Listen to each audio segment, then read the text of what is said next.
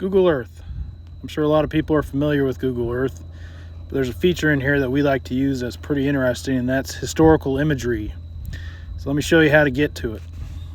I'm going to be showing on the mobile version, but it's pretty similar for the web version also.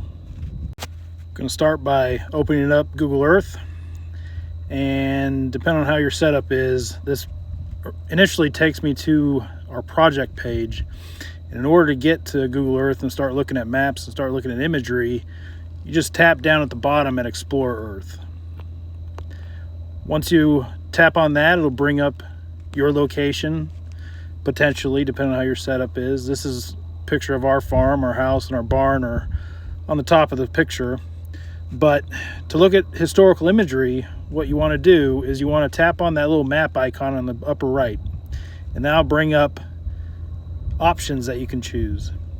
And so there's a variety of options that you can select from, but we want to scroll down until you see the historical imagery, and you want to turn that on, and that'll bring up a timeline at the bottom of your screen.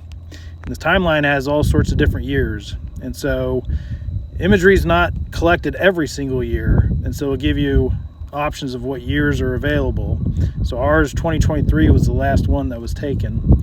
And as you scroll through the various years, you can potentially see any changes that your land or your area, wherever you're at, has undergone throughout the years. And it's pretty interesting. There hasn't been much changes on our land.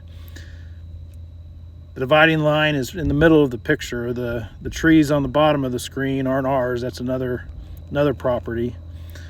But it's pretty interesting because you have the 4 acres of trees that I talked about yesterday at the top, and then you have that smaller number of trees, smaller area of trees at the bottom. But as you go through the imagery, go through the years, you can see how that bottom section of trees has changed. And so as we get closer and closer to 1995, you'll see you go from a few trees to a whole stand of trees. And so, like I said, this is an interesting feature if you want to see what changes your land has undergone over the years. Not all years are captured, but it's pretty interesting to see, and hopefully this helps.